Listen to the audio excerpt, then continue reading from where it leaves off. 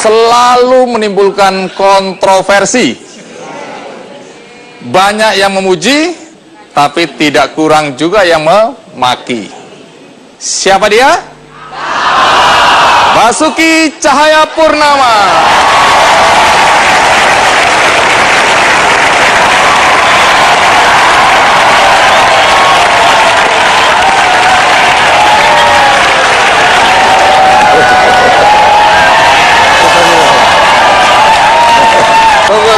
Tunggu. Pertanyaan pertama, kenapa Anda pegang-pegang kepala? Aku mau ngelus-ngelus aja. Enggak, sesudah slang dengan pale lupeang, kenapa Anda datang sampai pegang-pegang kepala? Mohon maaf. Sudah berubah. Baik, berat badan Anda berapa? Wah, berat ini, malu nih. 92 kilo sih. 92 kilo. Itu terlalu berat atau masih Overweight ini. over? Kenapa over? Katanya di bawah 90 kata dokter. Biasanya orang kalau stres malah berkurang ya. Oke, silakan. Jadi belakangan ini kan banyak sekali isu yang harus Anda hadapi ya. Dalam catatan saya ini mulai dari demo penggusuran daerah luar Batang ya, Jakarta Utara, demo penistaan agama berkali-kali, persidangan kasus dugaan penodaan agama, dituduh memecah belah bangsa karena mengeluarkan pernyataan yang menyinggung umat Islam, kasus dugaan terlibat korupsi rumah sakit Sumber Waras. Panjang amat. Ada 44. Korupsi reklamasi Pantai Utara, dan belakangan ini nama Anda juga dikait-kaitkan dengan korupsi KTP elektronik. Dosa Anda banyak sekali. Tidak apa-apa kok. Masuk surga kan bukan tentukan dosa lagi sekarang. Ditentukan oleh apa? Tunggu. Jangan yes saja. Kenapa tidak ditentukan oleh dosa aja? Katanya tergantung nomor pilihan sekarang ya. Jadi sekarang masuk surga itu ditentukan oleh nomor berapa? Saya jadi bingung. Dulu waktu saya kecil saya suka dengar cerita gitu, tahu nggak? Ingat ya, surga itu berada di bawah telapak kaki ibu, gitu ya. Iya. Sekarang jadi berubah nih. Berubahnya apa? Jadi nomor sekarang nentuin. Udah nggak usah dibahas lagi ya. Dengan seabrek persoalan yang saya kemukakan tadi, saya boleh tanya nggak? Anda masih bisa tidur nyenyak? Wah, saya memang hobinya salah satu tidur. Apa itu berarti Anda nggak punya perasaan sama sekali? Bukan ada perasaan, makin stres, makin ngantuk. Heran. Malamnya aku ngantuk banget sebetulnya. Karena stres. Stres ketemu ditanya gitu banyak daftarnya. Iya. Oke, ini saya sudah seleksi, sebenarnya lebih banyak lagi. Di pengadilan soal penodaan agama yang terakhir, Anda kemudian bersama tim kuasa hukum Anda memutar video pernyataan Gus Dur tentang tafsir Al-Maidah 51. Nanti Anda harus jelaskan kenapa pernyataan Gus Dur itu begitu penting untuk disampaikan kepada hakim di pengadilan tersebut. Tapi sebelum itu kita rehat, ikuti terus Ki Candy.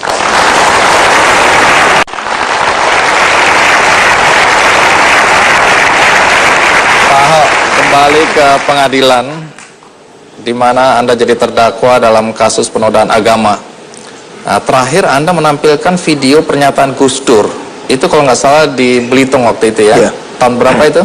2007. Kenapa Anda menganggap bahwa pernyataan Gus Dur itu begitu penting dalam sidang Anda? Karena menurut beberapa ahli pidana, dia katakan, kamu mengucapkan sesuatu, pasti ada dalam pikiran Anda. Orang ngomong itu pasti ada sesuatu yang sudah dipikirkan. Lebih-lebih lagi, kalau sudah pernah ditulis. Jadi antara verbal sama tulisan, itu tulisan lebih jelas menggambarkan isi hati orang. Nah, kebetulan tahun 2008, saya pernah nulis buku tentang pilih yang bersih, transparan, profesional, bukan yang suku, agama, ras, antar golongan. Lalu di situ ada judulnya, subbab itu, melindung di balik ayat suci. Nah, itu saya cerita tentang ayat itu, termasuk orang Kristen juga ada ayatnya. Orang Hindu saya nggak tahu, orang Buddha saya nggak tahu, tapi intinya banyak oknum elit politik menggunakan ayat agar sesagama dia memilih dia. Nah, itulah yang ada di benak saya. Waktu itu juga gunakan ayat yang sama. Gus Dur ngomong, nggak bener itu ayat itu, kata Gus Dur. Pemimpin juga kan pelayan. Kamu kan pelayan, kamu bukan pemimpin agama. Terus Gus Dur ngomong, ada orang Yahudi, orang Cina, dia bilang jadi imam saya juga nggak mau, mimpin sholat saya juga nggak mau. Ini kan bukan pemimpin agama. Nah, Gus Dur cerita. Nah, karena itulah saya diajarin Gus Dur ngomong itu, saya tulis di buku itu. Nah, pikir buku itu nggak pernah dilarang dijual bestseller di Gramedia, nggak ada yang ribut kok. Terus saya udah sering ngomongin itu juga tiap seminar bicara. Gara-gara ikut PKD DKI jadi masalah sekarang rupanya. Nah, jadi saya harus membuktikan bahwa ini bukan pikiran saya. Ini karena saya dipengaruhi Gus Dur, saya tulis buku, lalu saya sampaikan. Jadi saya tidak ada niat menista agama. Ahli pidana juga ngomong, kalau nista agama itu kalau sobek-sobek itu jelas. Tapi kalau niat kan hanya Tuhan sama dia yang tahu. Jadi kalau mau tahu niat itu mesti lihat kehidupan sehari-hari. Kalau yang sehari-hari mau umat Islam ada saudara Muslim, gimana mungkin nista agama Islam gitu loh. Jadi itu yang disebutin oleh ahli pidana. Oke, jadi itu membuat Anda menganggap statement atau pernyataan Gus Dur waktu itu menjadi penting untuk disampaikan di sidang Karena pengadilan. itu ada dalam pikiran saya, sudah saya tulis di buku tahun 2008. Baik. Jadi ada bukti saya tulis. Kita dengarkan kutipan pernyataan Gus Dur yang videonya kemudian diputar di pengadilan. Ini dia kutipannya. Gubernur tidak ada urusan dengan agama. Maka tidak ada urusan dengan agama, yang ngurus pemerintah. Ya. Jadi kalau ada orang yang ngomong nggak boleh pilih Jawa, itu orang bodoh.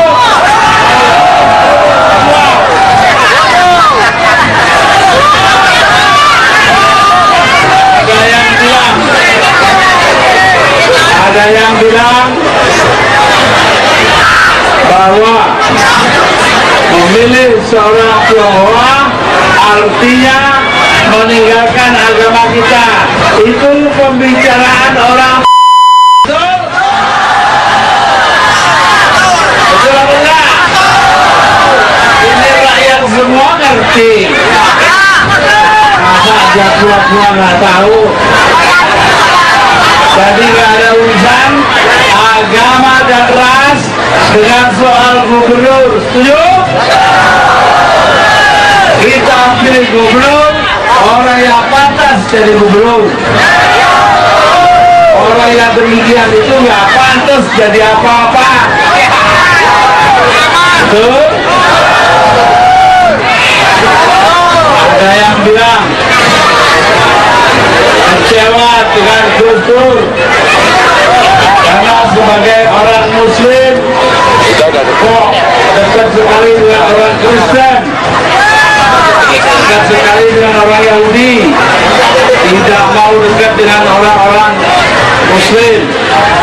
Saya bilang, kalau Quran mengatakan kita nggak boleh dekat kafir, kafir itu bukan orang Kristen dan bukan orang Yahudi.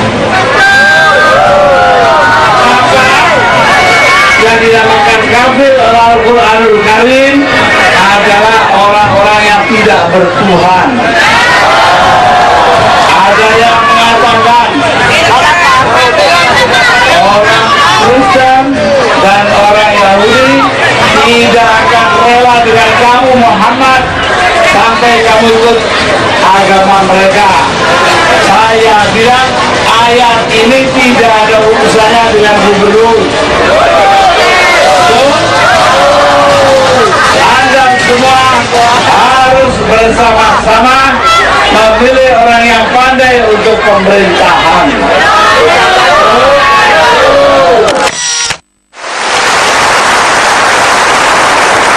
Ya. Coba tegaskan lagi, mengapa pernyataan Gus Dur ini Anda anggap merupakan tafsir yang lebih tepat dibandingkan saksi-saksi lain, saksi ahli yang menyatakan bahwa Anda memang menghina agama Islam melalui pernyataan Anda itu? Ya, pertama saya nggak ada niat dan saya juga nggak tahu ada tafsiran yang beda-beda begitu. Menurut saya seorang Gus Dur, kiai, tokoh dari Pak Hasyim Asar, dari kakeknya, masa aku gak percaya sama Gus Dur gitu loh. Karena Gus Dur ngomong begitu kan, nggak buat bohongin aja nih supaya dapat menang. Terus saya lihat orang Kristen juga ada gunakan ayat juga. Galatia 6 ayat 10. Kita harus membantu semua orang, terutama saudara seiman. Jadi artinya apa? Lu kau seiman pilih gua gitu loh. Ini yang membuat bangsa ini nggak maju. Seorang Padang yang hebat pun, yang Muslim, nggak bisa jadi gubernur di Makassar gitu, apalagi di Papua. Orang Makassar yang hebat pun nggak bisa jadi gubernur di Aceh. Jadi ini lama-lama negara ini, kenapa kita pilih hanya masih sesuku gitu loh. Kalau memang orang Palembang pintar hebat, ini kenapa nggak boleh jadi gubernur di Jawa? Orang Jawa yang hebat kenapa nggak memimpin di Gorontalo atau di Papua? Nah, itu pikirnya itu. Jadi itu dasarnya. Awal-awalnya Anda menganggap dan secara terbuka Anda mengatakan kepada publik bahwa Anda merasa kasus Anda ini dipaksakan. Harusnya Anda tidak layak untuk jadi terdakwa dan disidang. Tapi melihat sekian lama Anda bersidang, Anda masih tetap mengikuti dan dengan fisik yang segar. Lalu bagaimana Anda menyiapkan diri untuk menghadapi pengadilan ini? Ikhlas saja udah. Oh, Ikhlas gimana? itu. Gimana ya? Apa ada kemarahan di balik ini semua dalam hati Anda? Kenapa saya ada di sini? Kenapa saya diperlakukan seperti ini? Saya diajarin Pak Habibie. Mesti belajar kayak orang Jawa. Marah, nangis pun diam saja, tetap senyum katanya sekarang. Nah, kalau tadi datang, saya datang, harusnya saya langsung ucapin tuh, Sugeng Dalu. Beberapa kali, dalam beberapa kesempatan juga, Anda menyatakan bahwa Anda yakin Anda akan bebas. Apa betul sampai sekarang ada keyakinan yang kuat? Ya karena saya nggak pernah punya niat untuk menista menodai agama.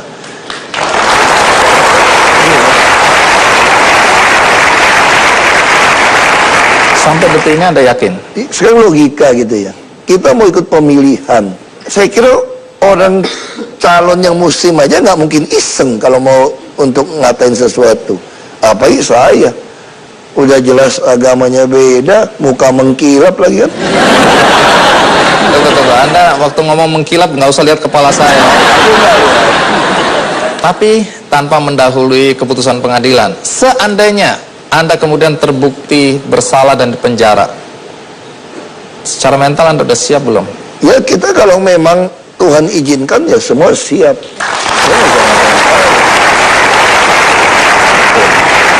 Jadi apa yang Anda persiapkan seandainya Anda akhirnya masuk penjara?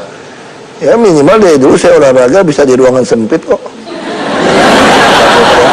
Anda mungkin siap, tapi bagaimana Anda menyiapkan mental dan kondisi istri dan anak-anak serta ibu Anda? Saya beruntung punya keluarga yang memang mentalnya siap ya. Kita tahu semua ini di dalam pemeliharaan Tuhan saja sudah. Tidak ada satupun yang nggak bisa. Bisa contoh dulu saya di Bangka Belitung, orang bilang dicurangin, kalau saya jadi gubernur. Semua orang ketawain saya. Ya saya terima saja. Coba kalau dulu saya mau ikut main atau apapun, saya jadi gubernur Babel, ini 10 tahun selesai saja saya. Nah saya nggak mungkin jadi gubernur DKI. Jadi saya percaya segala sesuatu pasti ada baiknya buat kita, selama diizinkan Tuhan.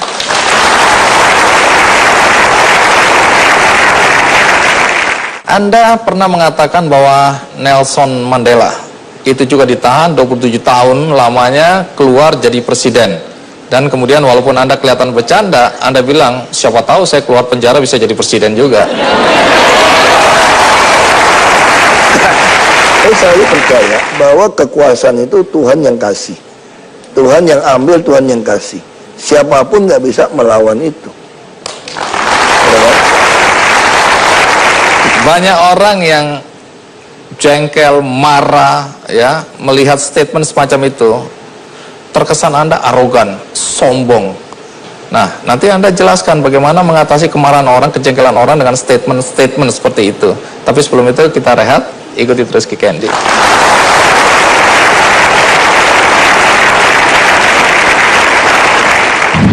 Satu kali andai-andai lagi, kalau Anda disuruh atau diwajibkan atau diharuskan memilih antara Mendagri atau KPK,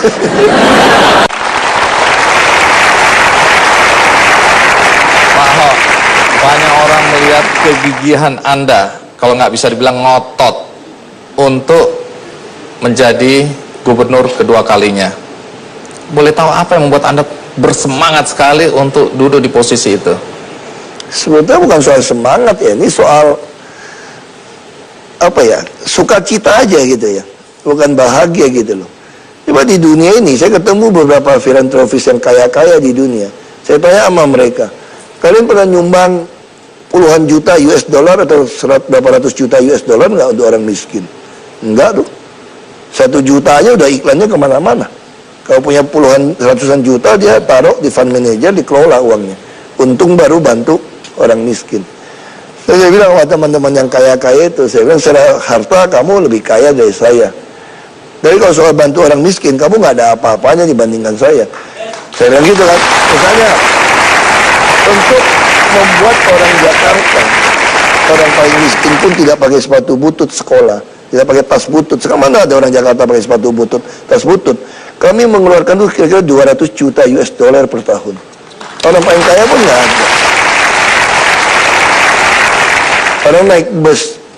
Sekarang orang mau ke Tangerang, Depok, Bekasi. Termasuk orang Tangerang, Depok, Bekasi ke Jakarta. 3,5 saja. Itu subsidi 2 triliun. Itu uang, bukan uang saya. Terus saya datang ke orang sakit. Saya cek gitu ya. Gang sempit. Atapnya mau roboh. Saya tinggal suruh bikinin. Atau ranjangnya jelek. Saya tinggal bantu. Saya punya uang operasional. Ada orang miskin, ijazahnya nyangkut. Mau lanjutin kerja nggak bisa, karena ngutang sekolah. Nah, saya tinggal 1 juta, 2 juta, saya tebus saja. Orang saya punya uang operasional kok, bukan uang saya. Tapi kalau keadaannya seperti sekarang, Anda mendapat tantangan yang luar biasa, apalagi yang digunakan adalah isu agama, ya. Pernah nggak ada rasa menyesal, kenapa gue ikut-ikutan Enggak. pilkada ini? Saya pikir ini adalah masalah bangsa kita yang nggak selesai dari dulu. Yang dari Bung Karno nggak selesai, dari Gus Dur mau selesaikan nggak selesai. Saya bersyukur ya udah kali ini kita selesaikan lah. Bangsa ini mau kemana gitu. Kita selesaikan aja. Banyak orang mencoba menganalisa, menakar-nakar, memprediksi ya. Oh, Pak Ahok ini kalau saja tidak lagi jadi gubernur oleh berbagai alasan, apakah kalah di pilkada atau gara-gara masuk penjara, cocoknya nanti itu jadi menteri dalam negeri atau KPK. Dan ini sudah mulai jadi rumor sini, Mendagri atau ketua KPK. Ini pikirannya beda sekali sama saya, tau nggak? Yang saya pikirin apa tau nggak? Apa? Saya Kick Andy tau nggak? Aku juga pengen lihat Ahok Show. Wah. Emang gue doanya bisa.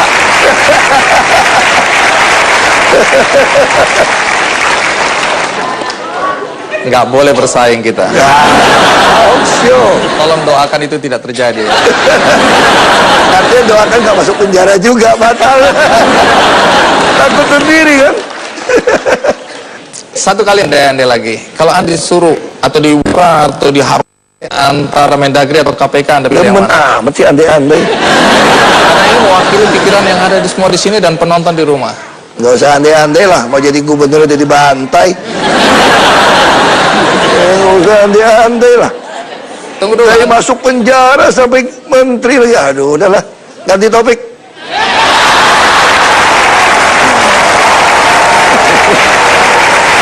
Nah, yang menarik ini ya, ini tidak berandai-andai tapi agak kurang masuk akal, tapi bisa juga masuk akal. Ketika Anda di demo rame-rame ditolak ya, penjarakan Ahok, jatuhkan Ahok dan seterusnya, pokoknya Anda ditolak jadi gubernur DKI. Tiba-tiba di media sosial rame, wah, dari berbagai daerah bilang, Pak Ahok, kalau Anda ditolak di DKI, jadilah gubernur kami. Kemudian, tanggapan Anda soal yang begini-begini ini gimana sih? Itu kan orang emosi saja kan. Kalau kita belum menyelesaikan soal kesukuan, agama daerah, mau kemana juga ribut. Saya mau ke daerah mana juga bilang ribut. Ini kan bukan orang kampung saya. Ini bukan putra asli. Itu yang saya bilang bangsa ini bisa nggak maju. Yang punya kesadaran ini ada berapa persen? Itu yang kita uji sekarang di Pilkada DKI, saya kira. Kalau Anda diminta oleh katakanlah daerah tertentu, Pak Ahok kesini, kami akan dukung Anda. Menurut Anda itu masuk akal atau tidak? Satu jawaban sederhana aja. Apa itu? Kuda yang baik tidak makan rumput di belakangnya. Tunggu. Kuda yang baik tidak makan rumput di belakangnya. Iya. Yang saya tahu selama ini adalah rumput tetangga lebih bagus dari rumput. Ini memang otak playboy begitu. Tunggu, jelasin apa makna dari kuda yang baik tidak makan rumput di belakangnya. Katanya gini, ini cerita kuno. Oke, coba cerita jelasin. Tiongkok kuno. Dulu kan nggak ada alat CT scan, ronsen. Jadi kalau waktu anak kuda lahir, mau lihat kuda mana yang baik, yang bisa perang, yang bisa berpacu, itu dites, kasih makan rumput pagi. Nah, kuda yang baik itu, kalau dia makan rumput itu terus maju. Dia nggak pernah balik. Nah, kalau yang terus maju, dia liatin rumput di belakangnya lagi tuh. Ini kuda nggak bagus. Anda termasuk yang mana? Aku jadi kuda, aku siapa kuda, bos. Baik, sebelum segmen ini kita akhiri, ada seorang Romo yang ingin membacakan sebuah puisi yang katanya dibuat khusus untuk Anda dan untuk acara ini. Namanya Romo Beni Susetio. Apakah benar ini puisi yang Anda ciptakan khusus untuk Pak Ahok? Ya, puisi ini sebenarnya untuk semua pemimpin yang punya jiwa merdeka. Oke. Pemimpin yang tidak punya beban masa lalu, tetapi pemimpin yang memberi cahaya kehidupan bagi semua orang. Baik, kalau gitu mari kita dengarkan bersama-sama puisi dari Romo Beni berikut ini. Jiwa merdeka. Jiwa merdeka memancarkan sebersas cahaya putih. Wajah semerbak bagaikan kapas yang ringan tanpa beban. Ketakutannya hanya suara nurani, dan nurani itu bergetar dan jiwanya tak pernah padam lawan tirani nafsu keserakahan.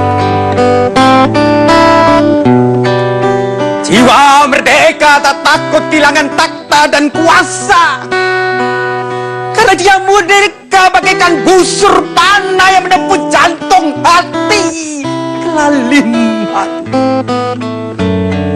Jiwa merdeka tunduk pada suara-suara nurani yang bergema di dalam kalbunya.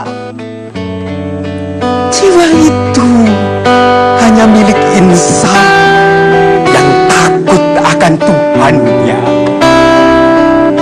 Insan nurani yang memancarkan dalam kalbu setiap insan yang tahu akan Tuhannya. Nurani bergetar, dan nurani itu tak akan mati dan tak akan mati, karena nurani ada dalam jiwamu.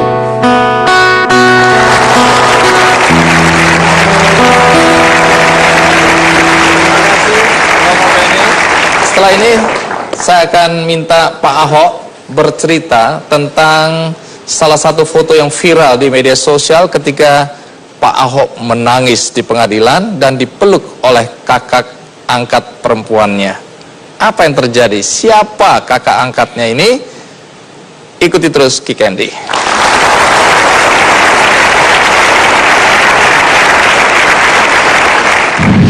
Kami di satu ruangan, kemudian saya sedih lihat adik saya yang saya tahu sebenarnya dia tidak mungkin Terima kasih Anda masih bersama saya di acara Kick Andy, dan tamu kita kali ini adalah Basuki Cahayapurnama atau biasa dipanggil Ahok.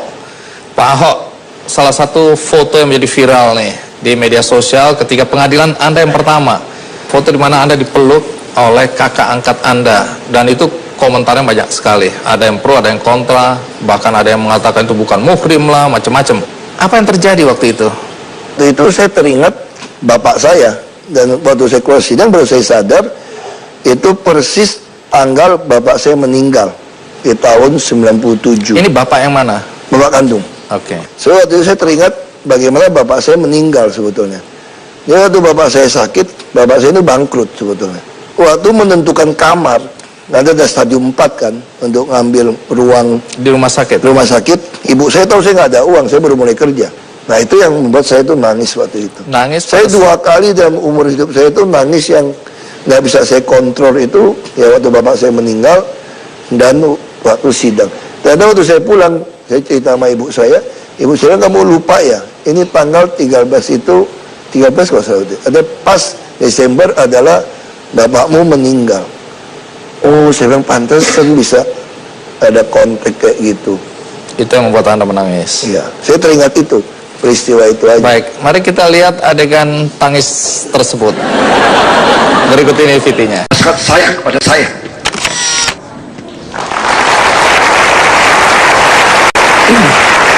Iya, jadi pembicaraan tentang ayah ya, ayah kandung, ayah angkat. Jadi itu sangat emosional Anda ya, termasuk ketika bicara tentang peran ayah angkat di situ.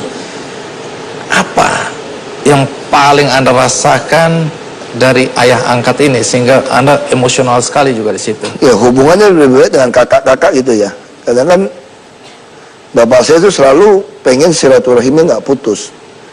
Makanya waktu kita kuliah dibawa kan, diingetin. Bahkan bilang sama ibu angkat itu, kita ini saudara dunia akhirat, istilah bapak saya. Dia ngomong. Kemarin waktu bapak angkat meninggal pun, bapak saya di Belitung, bawa pulang dari Jogja waktu itu, tahun 91 ya, 90. Saya juga harus hadir. Bapak saya telepon, tuh bapak meninggal harus datang. Nah, terus bapak saya juga titipin, buat PT Nur Indra itu dari nama bapak saya itu Indra Cahaya. Nur itu cahaya. Iya, jadi dibalik, ngasih nama ya Kaala itu. Persada dia punya grup, Persada Grup.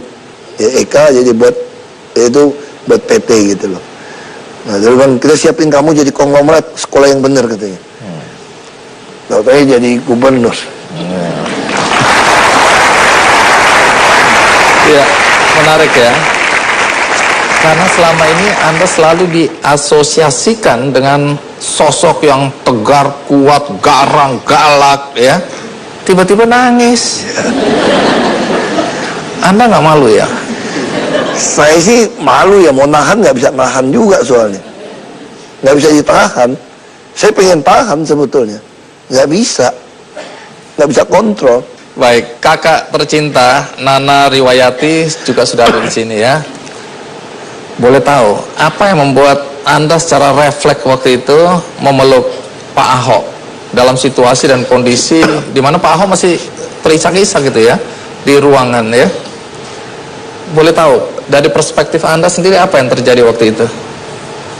Sebenarnya itu kejadiannya setelah sidang. Iya.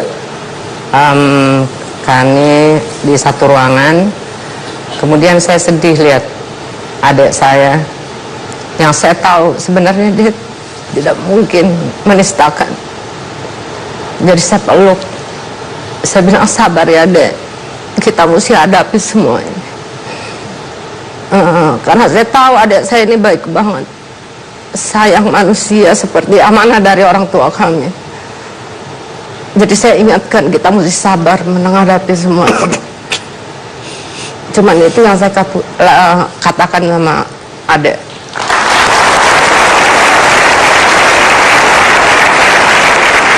Baik.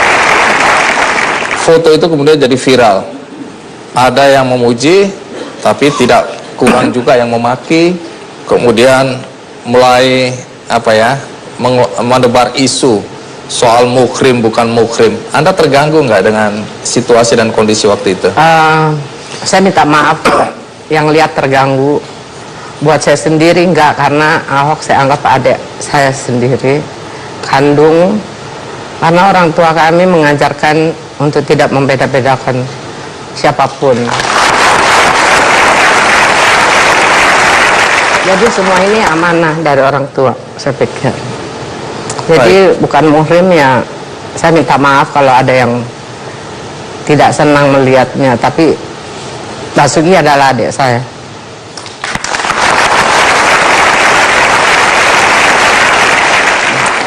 Kalau dari Anda pribadi melihat bagaimana situasi dan kondisi pilkada yang makin hari makin panas ya, makin menurut tanda kutip brutal ya menurut beberapa orang.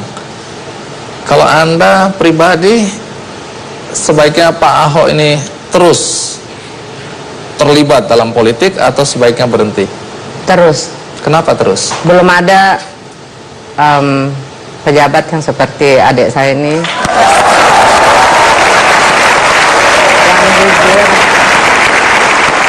yang jujur, ikhlas bekerja tanpa pamrih dari pagi sampai malam. Harapan Anda? Ya, semoga Indonesia lebih bagus, bukan Jakarta aja tapi Indonesia.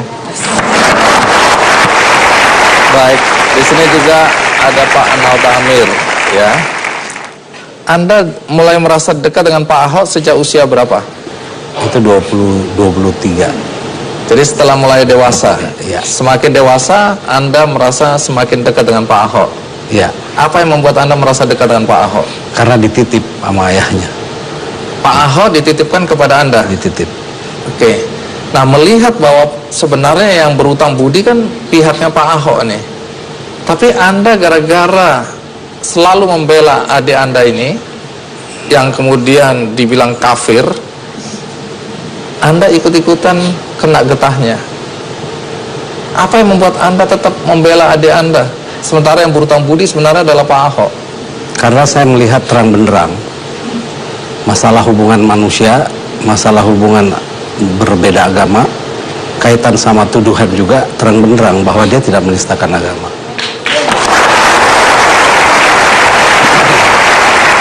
Dari mana datangnya keyakinan itu? Dari pembuktian. Apa yang terbukti dari Pak Ahok? Ya, pidana itu kan harus ada pembuktian material. Dengan situasi dan kondisi seperti sekarang yang tadi saya sebutkan semakin panas, apa nasihat Anda pada adinda Anda ini? Selalu mencari hikmah dan jadilah orang yang bisa menjadi penyaring terhadap sesuatu yang akan dia katakan, sehingga tidak membuka aib orang di depan orang lain. Mencari hikmah dari semua yang dialami oleh Pak Ahok. Kalau Ahok dianggap tepat untuk memimpin Jakarta, sekali lagi dari perspektif Anda, apa yang membuat Anda yakin bahwa Pak Ahok ini yang tepat? Dia tegas, berani, pinter, jujur, bersih. Kalau istilah orang Bugis, berantem itu nggak ada telur busuk di keteknya. Sabar, saya selalu ingin tahu istilah-istilah yang baru pertama kali saya dengar. Kalau dia berantem, tidak ada telur busuk di ketiaknya. Ya kalau ada kan repot dia. Tapi ini perumpamaan apa ini sebenarnya? Filosofi kuno daripada orang Bugis. Artinya apa ini? Maknanya Ya, apa? manusia yang bersih itu pasti berani. Manusia yang bersih pasti berani. Baik, terima kasih Mbak Nana, Pak Anauta ya. Berikutnya yang menjadi kontroversi juga adalah kehadiran Pak Ahok di makam Mbah Priuk. Banyak orang mengatakan kembali, ini hanya pencitraan, ini hanya untuk menyenangkan hati umat Islam, ini hanya akal-akalannya si Ahok. Apakah benar? Saya akan segera kembali.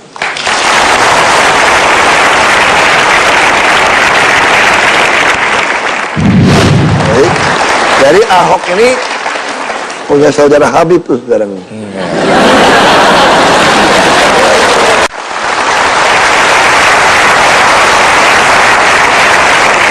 Pak Ahok, salah satu tindakan Anda yang dianggap kontroversial juga adalah ketika Anda datang ke makam Mbah Priuk. Sudah 2 kali kalau nggak salah ya? 3 kali. Oh, 3 kali bahkan. Nah, ini dianggap sebagai pencitraan semata. Sebenarnya apa yang membuat Anda datang ke makam Mbah Priok? Nah, pas waktu kita kampanye kan di rumah Lembang. Kalau pencitraan saya harus cari kan. Jadi tiba-tiba ada nongol suami istri, ya pakai baju Islami lah. Terus biasa kan kita pikir mau foto gitu kan. Foto? Bukan Pak, saya bukan mau foto Pak. Jadi dia antri. Saya antri mau foto. Dia bilang ada pesan dari Habib Hasan. Saya tanya, Habib Hasan mana ya? Mbah Priok, dia bilang. Oh, Mbah Priok, ada apa? Pesan supaya Bapak datang. Saya, Bapak siapa? Ya disebut namanya. Saya dari mana? Bekasi. Ah, Bekasi gimana? Jauh. Bekasi. Ke saya diutus Pak. Lalu kita ngomong sama ajudan, saya bilang. Karena orang ngantri foto. Terus beberapa hari kemudian ajudan bilang, dia telepon lagi nih minta Bapak datang. Kapan? Katanya Mbak Priuk minta datangnya subuh. Habis sholat subuh. Wah, subuh serem juga ke situ. Saya juga belum pernah masuk ke dalam kan. Saya juga kagak kenal lagi. Pakai nama Habib lagi kan. Terus saya pikir-pikir balik. Ini orang pengen ketemu, serius mungkin mau ngurusin tanahnya saya pikir nih. Kan saya gubernur kan. Ya udahlah, ikhlas saya pergi aja deh. Saya pergi, saya tanya-tanya, baru saya sadar Habib Hasan tuh yang sudah meninggal rupanya. Jadi yang ini cucunya, katanya ada Habib Sting. Baru saya sadar gitu kan. Waktu masuk dia bilangin, nggak semua orang bisa masuk ke kuburan loh. Banyak orang datang nih. Ada yang mau masuk aja kagak ketemu, dia bilang. 2 kali datang. Terus saya diajak masuk dalamnya. Terus saya lihat ini kok tempat berantakan amat nih, masjid kagak ada plafon, kosennya udah jelek, tanahnya juga tanah-tanah becek begitu, tanah gitu gede. Saya tanya, lepas itu saya tanya sama orangnya, Habib ini gak pernah minta duit, gak pernah minta duit ya. Jadi kalau jelek ya dia diemin. Terus saya lihat, ya udahlah, begitu saya lihat keluar, ini tanah gede juga ya saya pikirin.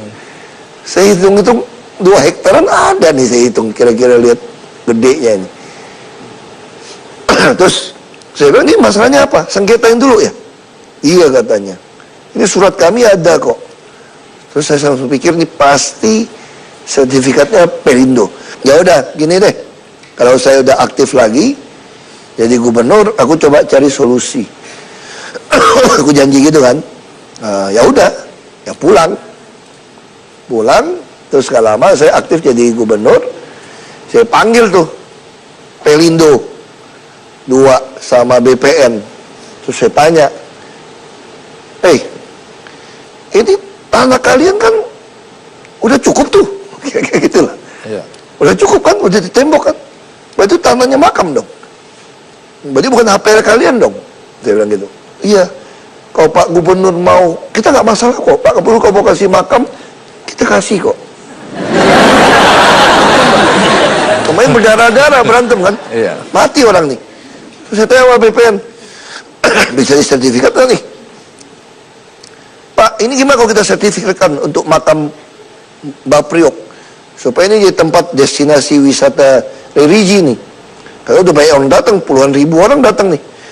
Dari seluruh Indonesia, dari luar negeri macam-macam. Terus BPN jawab gini, Kanwil, kalau Pak Gubernur mau, bisa katanya. Gampang lagi nih. Saya langsung pikir, ini jebakan Batman apa bukan nih? Saya mulai takut lagi nih. Kan biasanya kan saya udah 4 tahun di situ baik jebakan Batman-nya soalnya. Ini jangan-jangan jebak saya masuk penjara lagi, sidang lagi gue pikir. Wah, saya juga takut. Kalau itu sore, kita langsung datang ke kompleknya. Kita rapat di sana. Saya mau tunjukin bener gak lu ngomong kayak gitu nih. Supaya jelas nih ucapannya, jangan cuma ngomong depan saya kan, rapat. Terus? Ajak jam 3. Sampai sana, terus dibisikin. Habib Hasan minta Bapak masuk lagi katanya. Ke kubur keramat lagi. Karena maksud saya datang kan nggak mau masuk ke dalam kubur gitu ya. Saya di luar aja rapat. Enggak, katanya mesti masuk ke keluar. Saya tanya di depan Habib semua nih, benar nggak nih Perindo, kamu serahkan kepada makam, yang punya makam kok? Benar Pak, mantau mau bantu bangun apa, kita mau bantu Pak. Ngomong ya, benar nih? Benar katanya. Mau tanya lagi sama BPN nih, BPN benar nggak bisa bikin sertifikat? Bisa Pak, tapi nggak bisa perorangan Pak, gampang kok bikin yayasan. Bisa nih, benar. Oke, kalau itu besok kirim tukang ukur semua. Semua pejabat saya bilangin, sambung air pump, itu jalan di hot mix, kasih aspal, kirim alat berat, kebersihan masuk, foto hewan masuk, ya kan? Pasang lampu jalan, semua pasang. Cepatnya, aku nggak pernah nyuruh pejabat DKI itu kerja secepat itu.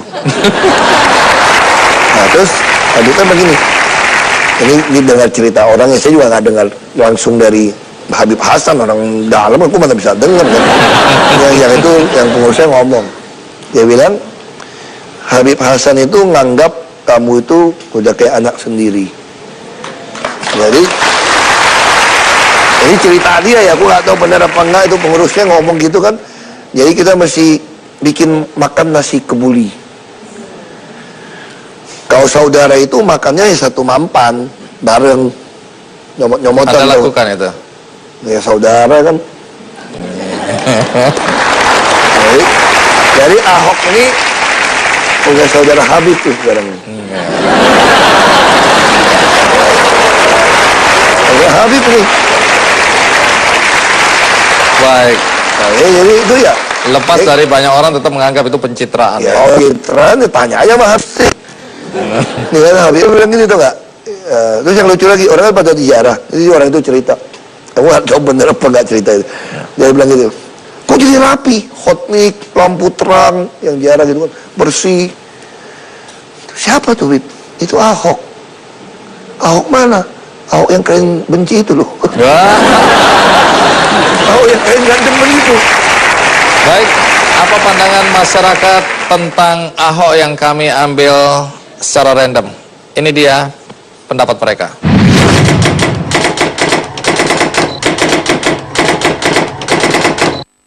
Tegas, terus jiwa yang bekerja keras, tegas, untuk birokrasinya bagus, di kelurahan, di kecamatan, urus ini itu tidak ada pungutan. Temperamental, cerdas, percaya diri, ramah. Menurut saya dia orang yang tegas, pemberani, dan juga idealis.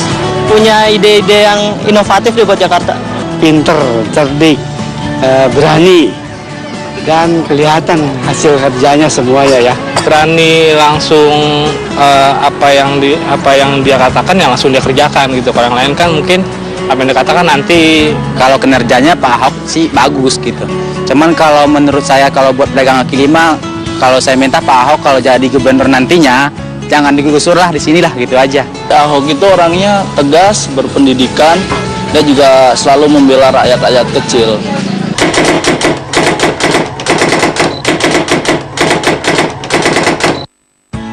Saya cuman gak sukanya itu aja, cara bicaranya aja kasar sama wanita, sobat orang tua kan tempat viral itu di internet itu. Itu aja sih yang gak saya suka, cara bicaranya aja. Kekurangannya di emosional, di depan ada siapa itu kurang.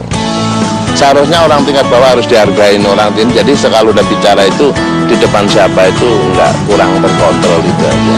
Gusur-gusuran doang sih, pedagang itu doang.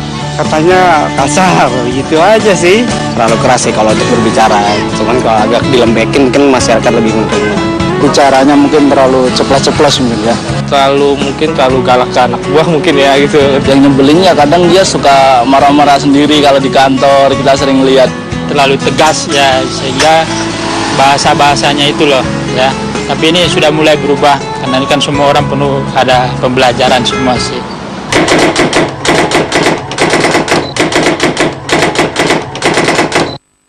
Mungkin masalah tempat kali Mbak, kan kita di pasar Senen juga kan ruwet gitu kan. Jadi biar pasar Senen. Iya, lebih dirapiin lagi gitu aja. Kita sebagai pedagang pengen lah jadi Satpol PP itu ngasih waktu untuk bisa jualan siang apa dari jam berapa. Kalau sekarang kan dari sore doang bisa jualan. Mungkin dari habis duhur apa asar gitu baru jadi pendapatan bisa makin maksimal Kak. Sekarang udah menurun Kak. Tolonglah diusahakan gitu. Gimana sih cari duit susah lah, gitu aja. Jangan asal menggusur-gusur aja. Sama Ahok minta bantuan modal usaha. Kita kan udah usaha kecil jadi lebih diperhatikan. Ya, komentarnya macam-macam, tapi yang paling menonjol di situ adalah omongannya kasar, ya, suka marah-marah, emosional. Nah, terus yang kedua, ya jangan main gusur-gusur lah. Mau dikomentari? Memperbaiki diri banyak banget. Kita udah belajar bahasa Jawa kok. Saya lebih halus. Orang ada matanya ini saja. Kita lebih. Nah, yang soal gusur, saya sampaikan berapa kali saya kampanye, misalnya ada ibu-ibu tanya, dia tinggal di tepi sungai kan, Pak, terus anaknya ngomong, kalau Bapak janji nggak gusur kami pilih Bapak. Terus saya bilang, sebentar, saya lihat dulu sungainya. Terus saya lihat, terus saya balik lagi, nggak bisa Bu, tetap digusur Bu ini Bu, karena ini kena sepadan sungai. Tapi yang terjadi di lapangan, masyarakat DKI itu menurut saya mulai dihasut, dibohongin. Kampung-kampung yang padat pun bilang, hati-hati lu, digusur Ahok lu. Yang saya pindahin kan yang di dalam sungai sebetulnya.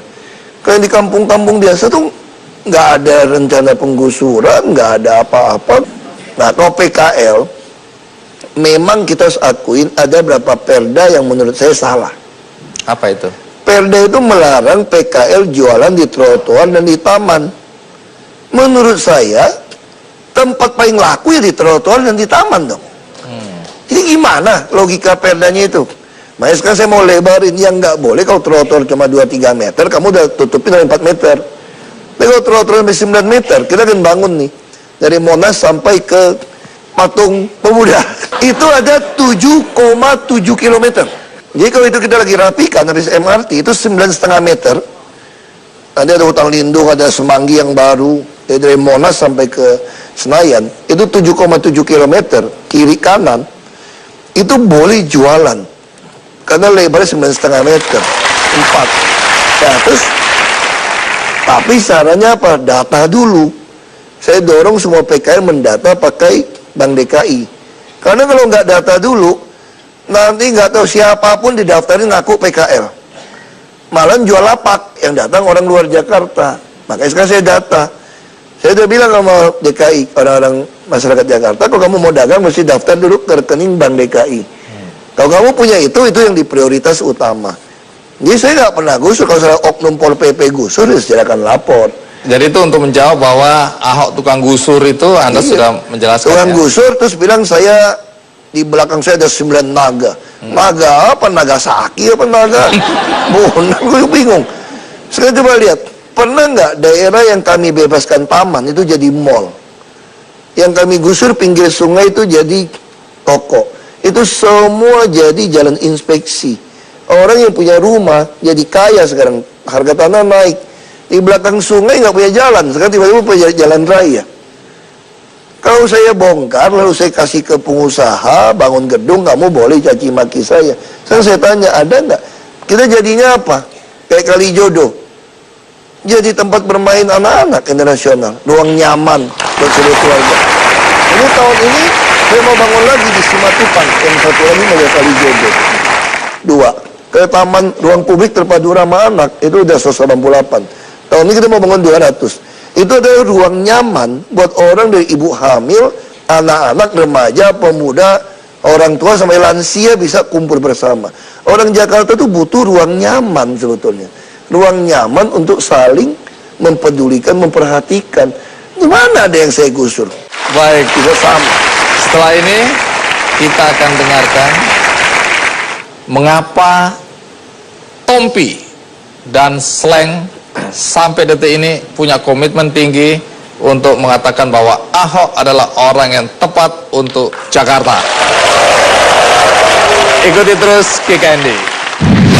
Banyak orang berpikir saya dan teman-teman lain mungkin hadir untuk membela. Yang juga menarik dan menonjol dan jadi pembicaraan adalah pasangan Anda dan Pak Jarod adalah pasangan yang paling banyak didukung oleh artis-artis, musisi-musisi, seniman-seniman. Sabar. Ini keuntungan atau kerugian? Ya, ada namanya dukungan ya pasti untung kan. Oh, untung. Nah, Bung Tompi, coba ceritakan bagaimana sampai ada ide untuk membuat video klip. Ini sebenarnya yang ngerjain teman-teman dari banyak yang terlibat gitu. Ada Sani, ada DJ Sumantri, dan lain-lain. Saya juga dihubungin sekitar 1-2 hari sebelum proses rekaman. Datang, belum tahu lagunya, langsung nyanyi, langsung di-shoot. Dan langsung beberapa hari kemudian jadi gitu. Jadi ini sebenarnya kerja keras dari Sumantri, Sani, dan teman-teman yang lain. Orang baik harus didukung. Ya. Banyak orang berpikir saya dan teman-teman lain mungkin hadir untuk membela Pak Ahok, itu salah banget. Oke, jadi hadir yang untuk kita bela adalah kepentingan kami gitu. Apa itu? Ya kita pengen Jakarta lebih baik, kita pengen punya masyarakat bisa menikmati yang benar gitu. Jadi yang kita perjuangkan sebenarnya adalah keinginan kita gitu, bukan Pak Ahok jadi gubernur. Kebetulan aja yang kerjanya bener beliau gitu saat ini. Oke. Ngomong apa lagi? Anda bersama teman-teman yang lain termasuk yang berani secara terbuka, secara terang-terangan menyatakan bahwa Pak Ahok adalah orang yang tepat untuk memimpin Jakarta. Saya ralat, salah. Oke. Kebetulan Pak Ahok yang ada di situ. Oke, di posisi itu ya. Oke, siapapun yang akan memperjuangkan nilai-nilai yang kita pengen, itu yang kita dukung. Kalau Pak Ahok kalah, Anda kan juga terkena dampaknya. Bisa saja kemudian pemerintah yang akan datang yang menggantikan Ahok kemudian merasa Anda adalah musuh. Kemudian nanti kalau ada apa-apa, Anda akan susah hidupnya. Takut nggak? Enggak. Kenapa nggak takut?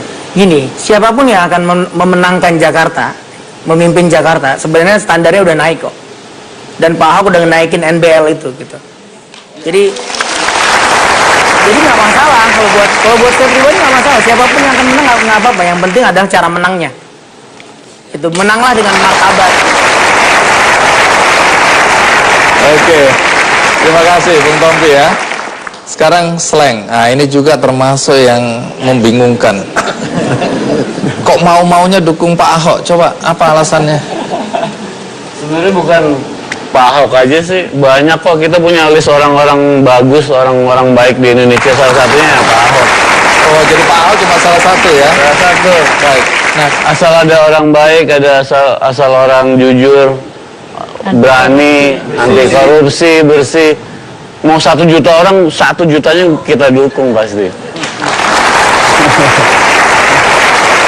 Tapi di mata slang, Pak Ahok memang kalian yakin orang baik? Orang baik baunya ketahuan sih.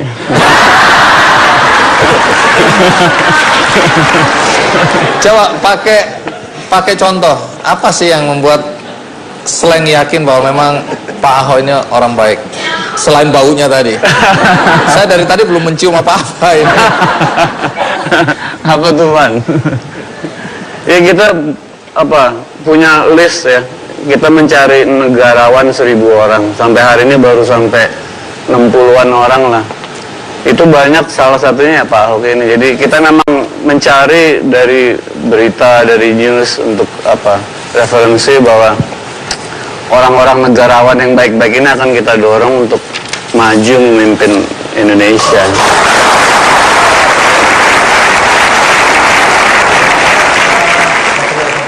Iya.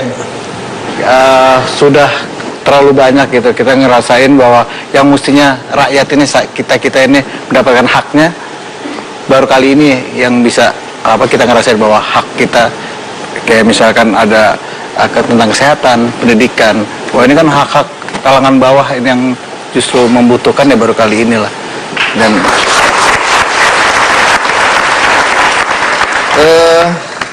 coba dari pandangan slang, kalau Pak Ahok memimpin lagi Jakarta, apa keuntungan untuk warga Jakarta? Oke. Yang pasti kalau saya lihat sebenarnya yang paling simpel yang kita pingin adalah Jakarta lebih baik. Baik dari segi birokrasinya, dari segi tata kotanya.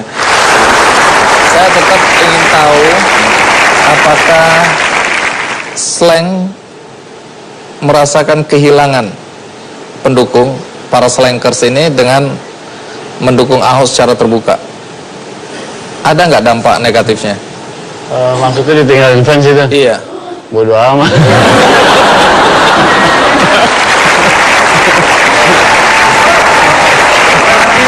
Banyak yang nanya seperti itu, banyak.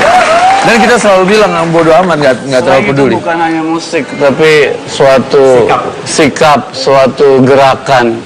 Jadi dan kita udah panjang, udah puluhan tahun melakukan ini. Jadi nggak bisa tiba-tiba ada orang berubah pikiran karena hanya pemilu. Gitu.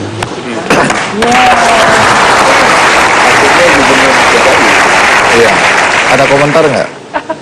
Ya, makanya saya hanya bisa menghargai sekali, dan saya juga senang perjuangan ini bukan saya sendiri, tapi kita bareng bersama. Tentu ada isu korupsi, karena Anda selalu dikaitkan lagi dengan isu korupsi. Ya, mungkin Anda sudah bosan, tetapi faktanya setiap kali isu ini selalu muncul. Bagaimana menjelaskan bahwa Nggak bakal selesai, semua akan terus diciptakan yang baru. Pasti akan ciptain yang baru. Tujuannya supaya saya nggak jadi gubernur aja gitu loh. Pak Ahok, berbagai persoalan sekarang ini di tengah situasi pilkada yang semakin panas kembali mendera Anda. Isu korupsi, penistaan atau penodaan, macam-macam, ya. Kalau boleh tahu, mana isu yang menurut Anda paling berat dari semua isu-isu negatif tentang Anda? Ya bagi saya sih mau isu apapun bukan soal berat nggak berat ya. Saya percaya gitu aja. Kalau kamu memang benar, satu hari kebenaran pasti akan muncul. Ini kayak istilahnya orang cahaya fajar matahari kan. Nggak ada kegelapan yang bisa nutupin dia. Pasti kamu akan ketahuan kok. Sejarah membuktikan kita benar. Jadi nggak usah dipusingin. Kalau kecuali kita nutupin kebohongan, pasti kebuka juga. Isu korupsi ini nggak akan pernah berhenti tampaknya, ya. Saya tidak ingin Anda menjelaskan atau menjawab atau membantah secara teknis, ya. Tapi bagaimana Anda meyakinkan semua orang bahwa orang seperti Anda ini tidak bakal korupsi? Ya sederhana kan, karakter kan teruji ketika dikasih kekuasaan. Saya kan sudah dari DPRD, dari Bupati, DPR RI, sampai Wagub, sampai Gubernur. Orang bisa lihat, sama kayak ahli pidana yang ngomong gitu kan. Niat orang itu bisa dibaca dari kehidupan sehari-hari. Ya kan, kalau Anda memang hidupnya sederhana, kalau orang korupsi kan nggak tahan gitu loh. Pasti kamu akan jor-joran gitu kan. Nah itu bisa dilihat kok dari jam tangan Anda, dari cara Anda hidup.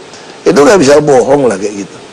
Nah itu karakter itu yang kehidupan sehari-hari itu bisa menunjukkan siapa Anda. Ya saya nggak pernah khawatir kalau soal itu. Kalau mau fitnah-fitnah apa ya terserah. Yang saya keselin cuma kasus Sumber Waras kalau mau kesel. Kenapa? Coba lihat di Jakarta. Setelah kita ada BPJS Kesehatan, seluruh Indonesia tuh kena kanker datang ke Jakarta. Sekarang penderita kanker tuh mesti ngantri. Kita temukan ada orang sebetulnya nggak perlu kemo, hanya radioterapi. Karena terlambat setahun, jadi akhirnya jadi stadium 4 meninggal. Kita mau bangun yang 2026 ranjang untuk stroke, otak, dan kanker. Hanya gara-gara diisuin, gonjang-ganjing. Rumah sakit udah desain semua, maka kita siapin 500 apartemen. Supaya orang kok kena stadium 4, kalau dia miskin, nggak usah pulang ke rumah deh. Kalau pulang ke rumah mati, nggak ada yang ngurus. Miskin kok, kita mau taruh dia di apartemen palliative care, kita urusin. Itu yang saya kesel gitu. Coba kalau saudara kamu ngantri ke kanker di Darmais, coba kamu rasain. Kok bisa gitu loh. Fitnah orang yang nggak pakai otak gitu, kalau saya bilang gitu. Otak itu apa gitu. Ya, mudah-mudahan kalau memang Anda terpilih kembali, persoalan ini bisa Anda selesaikan ya. Nggak bakal selesai, semua akan terus diciptakan yang baru. Pasti akan ciptain yang baru. Tujuannya supaya saya nggak jadi gubernur aja gitu loh. Pasti akan ciptain terus yang baru. Sebab orang takut kalau Anda berhasil jadi gubernur satu hari banyak nanti rezeki orang hilang kali. Satu persoalan lagi yang beredar di masyarakat. Anda kan bangga sekali Anda membuat rumah susun di mana-mana. Anda mengatakan bahwa Anda orang-orang yang dipikir kali, yang miskin, Anda jadikan orang dengan semua fasilitas yang tersedia. Tapi orang-orang yang merasa bahwa apa yang Anda lakukan ini salah selalu mengatakan bahwa dulu mereka nggak bayar apa-apa, sekarang bayar sewa. Kalau nggak mampu bayar sewa, diusir keluar oleh Ahok. Makanya saya katakan itu fitnah yang keterlaluan. Di rumah susun dikirim tim ses bilangin, ini rumah susun cuma boleh tinggal 8 tahun. Nanti diusir Ahok. Padahal itu rumah susun tuh 7 turunan juga boleh. Karena kalimat pergub saya bilang begini, ini rumah susun tanda tangan perjanjian 2 tahun dan boleh diperpanjang, titik. Berarti boleh diperpanjang terus dong. Masa kamu tega amat doain sampai cicit kamu tinggal di rumah susun, dia bilang. Orang kuliah ditanggung kok kalau bisa masuk perguruan tinggi negeri. Lalu mulai bisikin, diusir Ahok. Yang diusir itu yang mana? Orang tua tuh banyak saya kasih uang kok supaya dia bisa tinggal di situ.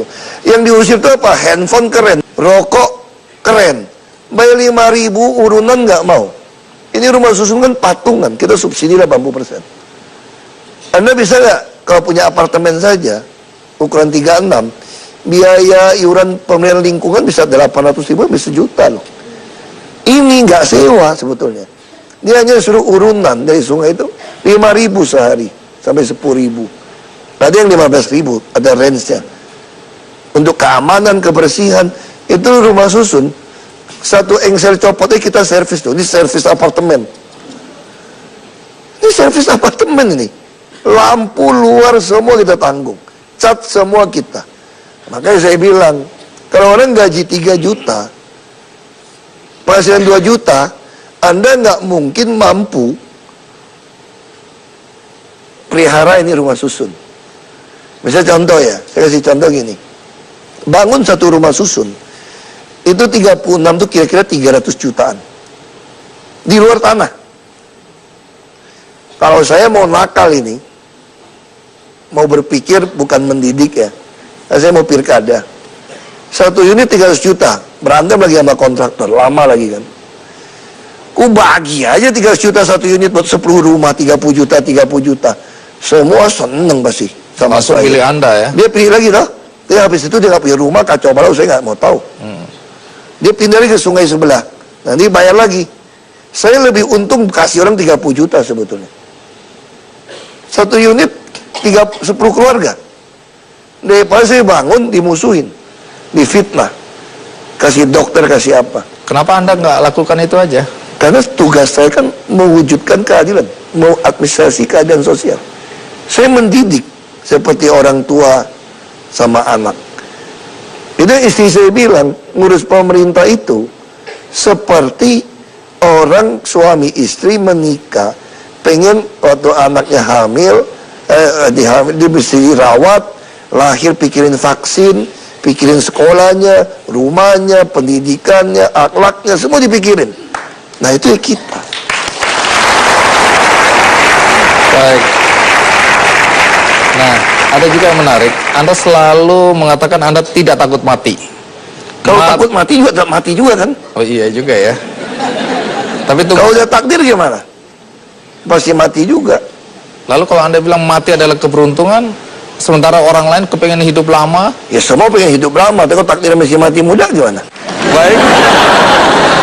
Setelah dituduh kasar, arogan, suka mecatin anak buah, macam-macam, kalau seandainya Anda terpilih kembali sebagai Gubernur DKI, apa yang akan menjadi prioritas Anda? Jangan dijawab dulu. Kita akan segera kembali. Rumah-rumah jelek, saya nggak mau lihat. Dipersembahkan oleh, didukung oleh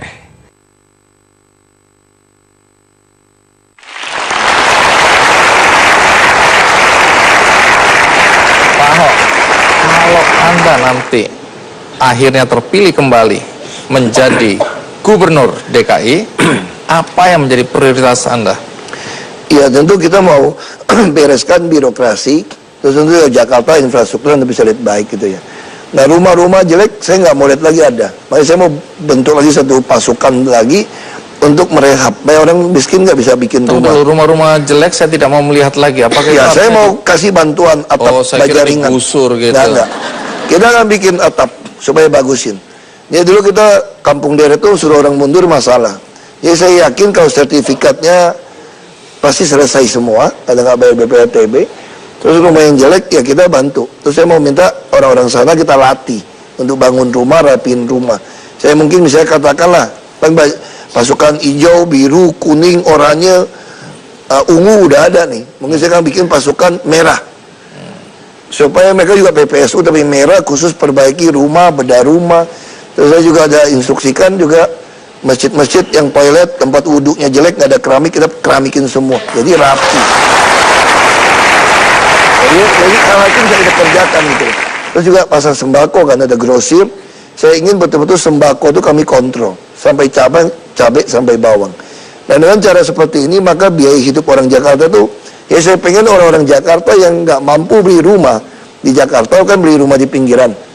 Dia nggak menghabiskan waktu 5 jam pulang pergi kerja, tapi dia akan tinggal di atas stasiun-stasiun kereta api, terminal-terminal bus. Sehingga waktu keluarganya jadi baik. Kerjanya 1 jam. Jadi juga akan melakukan.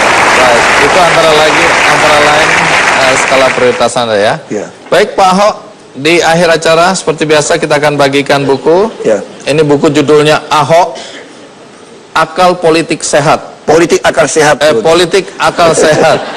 Iya. Saya hanya ngetes saja apakah Anda ngerti atau tidak. Udah baca buku ini, Bro? Udah. Dari buku ini apa yang menurut Anda perlu menjadi catatan? Buku ini tentu baik karena dia interview teman-teman saya, orang dekat, terus dia bisa tahu nih politik akal sehat. Saya masuk ke politik pertama kali itu diajak dari almarhum Dr. Sarir, Ciil. Dia bilang kita harus bangun partai politik yang akal sehat, yang bukan membodohi rakyat, bukan menjual popularitas, tapi mengedukasi. Sekalipun kita bisa tersingkir karena mengedukasi. PIB memang tersingkir, tapi nilainya masih kita bawa. Inilah politik akal sehat. Bukan membodohi rakyat memilih orang berdasarkan sara, tapi memilih orang karena memang dia menunjukkan karakter bersih, transparan, profesional. Nah, ini buku ini ya, dia wawancara baik. Iya. Tapi yang saya paling berterima kasih dari buku ini, dia juga mau wawancari orang yang nggak suka sama saya gitu loh. Oh iya? Walaupun dia fans, dia juga wawancara nggak suka sama saya, atau orang yang netral saja, mengatakan apa adanya. Lalu di terakhir itu ada satu yang Romo Heri, dia memberikan tulisan sangat baik. Dia terus sebutkan apa kelebihan saya, kekurangan saya. Itu yang mengubah saya juga berpikir untuk mengubah diri. Dia bilang apapun alasannya, misalnya dulu kan pendukung saya bilang gini, biarin Ahok kasar, bukan orang Jawa kok, yang penting nggak korup. Wah semua tepuk tangan, kan betul katanya. Saya bilang salah. Itu dari itu tuh. Kenapa? Kalau udah kasar korup lebih salah lagi gitu ya. Jadi kalau nggak korup pun nggak baik kasar. Di situ ditulis seorang pejabat publik tidak pantas mengumbar kemarahan di publik. Karena bagaimanapun dia tulis itu ya. Jadi pejabat publik itu memang kadang-kadang diharapkan hal-hal yang tidak realistik oleh masyarakat. Dan kita sebagai pelayan ya harus memenuhi itu. Baik. Dan penulisnya sudah ada bersama kita, Miki Panggabean. Iya. Terima kasih. Karena kata orang yang namanya ditulis di sini, Ahok, buku ini bagus, maka buku ini akan saya bagikan untuk semua penonton yang ada di studio. Bagi Anda di rumah, Anda juga punya kesempatan untuk mendapatkan buku ini melalui website Kick&D. Ada 100 buku yang akan kami bagikan. Jadi mudah-mudahan buku ini bisa menginspirasi kita semua. Tapi Pak Ahok, sebelum selesai, maka saya minta Pak Analta naik ke atas panggung, ya, Mbak Nana, wakil dari Slang siapa? Satu naik, Meki juga boleh naik, Romo Beni maju. Aku kira Ahok sio. Bung Tompi, Pak Ahok ingin memberikan kenang-kenangan pada Anda semua. Apa yang akan diberikan Pak Ahok kepada 6 orang yang hebat-hebat ini? Boneka Ahok. Silakan Pak Ahok. Ada yang pakai baju Ahoker. Oh, boleh milih. Kakak sendiri KKN. Iya, KKN ini. Ada yang baju santai, ya. Dan kembali lagi baju kotak-kotak. Pak Ahok, ini berdasarkan amal dan ibadah. Pak Ahok tunjuk 4 orang dari penonton. Tinggal 1 lagi. Seperti yang mana? Oke. Ini yang kotak-kotak pasti. Tinggal 1. Oh, terserah Pak Ahok. Kata Tompi yang merasa paling cantik. Lihat. Keti. Sini. Ini hasil operasi ya? Iya. Operasi ya, ya? sedikit lah. Nah, ini operasi. Ini model. Oh, Model yang dikerjakan oleh Dr. Tompi. Baik, loh, Pak Ahok sendiri? Pak Ahok juga dapat. Iya. Nah, Pak Ahok ini sebenarnya khusus dari yang buat. Yang buat namanya Castella. Nah, dia ingin mengucapkan terima kasih kepada Pak Ahok. Pak Ahok baca aja sendiri. Pak Ahok, terima kasih sudah membawa perubahan buat Jakarta. Walaupun saya bukan warga Jakarta, tapi saya sangat terinspirasi dengan cara kerja Pak Ahok. Saya percaya Tuhan bersama Bapak untuk membangun yang perlu dibangun dan meruntuhkan yang tidak baik. Only you can make it happen, Castella. Baik Pak Ahok, sekali lagi terima kasih untuk kehadiran Anda di sini. Terima kasih juga untuk penonton. Dan kini saatnya